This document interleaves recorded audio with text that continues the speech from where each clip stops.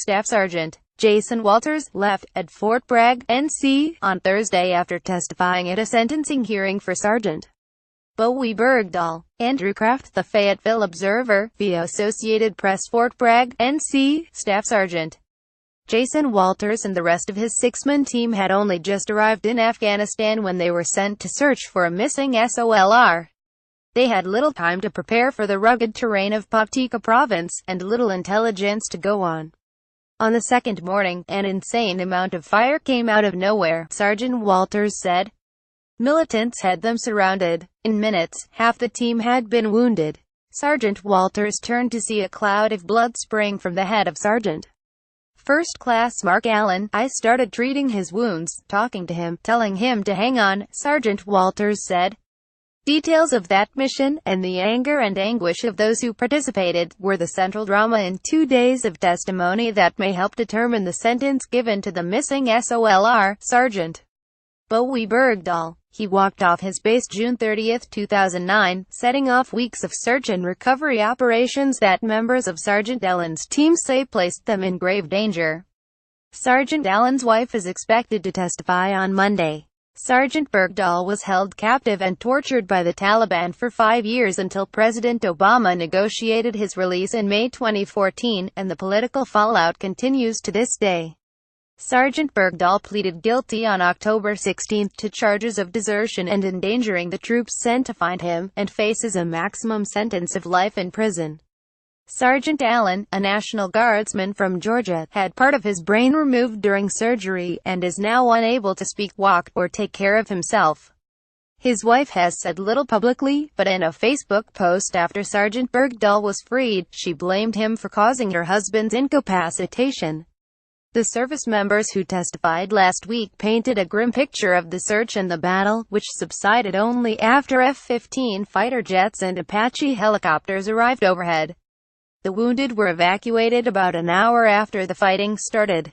Spec. Charles Benson, a medic, took shrapnel in the thigh. A rocket-propelled grenade that didn't explode struck Spec.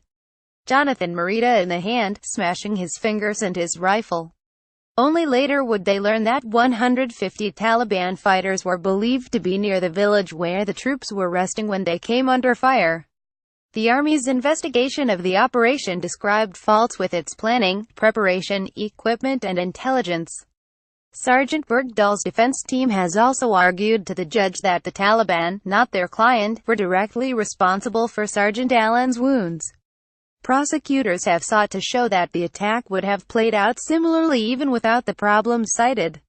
Increased risks were acceptable, they say. If the missing SOLR was thought to be near, we needed to act on it before he got across the border into Pakistan, Sergeant Walters testified. But in the immediate aftermath of the attack, the investigation showed, some of Sergeant Allen's comrades were upset with the officers who ordered the operation. We should have never went out there in the first place, and we would not have lost 3 of our guys in the process, said Staff Sergeant Travis Scott Elmore, referring to the wounded. He was one of the 6-member Embedded Training Team, or ETT. He had been told only afterward that the battalion responsible for that area believed there were 150 Taliban fighters nearby. We didn't have the manpower, and that was the first mission that our ETT team has ever conducted with Afghan troops, he said in a sworn statement to Army investigators. Sergeant Walters suggested that commanders never would have sent their own men from the battalion on such a high-risk patrol. They treat us like a red-headed stepchild whose only purpose there is to be used at their convenience and for the missions they don't want to risk their own men on, he wrote in his statement. Another search for Sergeant Bergdahl, this one at night, was recounted by Jimmy Hatch, who was a senior chief petty officer and member of a Navy SEAL Special Operations team. After helicopters dropped off his team, Chief Hatch sent his military working dog after 2 people he suspected were enemy fighters. One shot the dog in the head. The other sprayed his gun wildly. The muzzle flashes allowed American troops to locate and kill the fighters, but not before one shot Chief Hatch, shattering his thigh bone, he said. He would later have 18 surgical procedures, and still walks with a pronounced limp. I was worse than useless, Chief Hatch said, recalling his fear that noise from his screams might endanger fellow troops. I really thought I was dead. Anger in the ranks, especially from those who know Sergeant Allen, may help explain why the Army general who convened the court-martial sought a more severe sentence against Sergeant Bergdahl than was initially proposed. The preliminary hearing officer had recommended no jail time, primarily because no evidence had been presented that troops had been killed or wounded searching for Sergeant Bergdahl. But a military judge later ruled that there had indeed been such casualties, clearing the way for limited evidence and testimony to be presented concerning Sergeant Allen and Chief Hetch.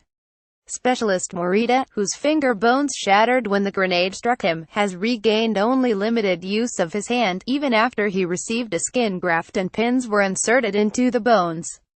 Mr. Morita testified that he also suffers from a short temper because of his experience. He said his anger is directed toward one person. He did not name a name. But as he left the witness stand and walked past the defense table, he shot Sergeant Bergdahl a withering glare.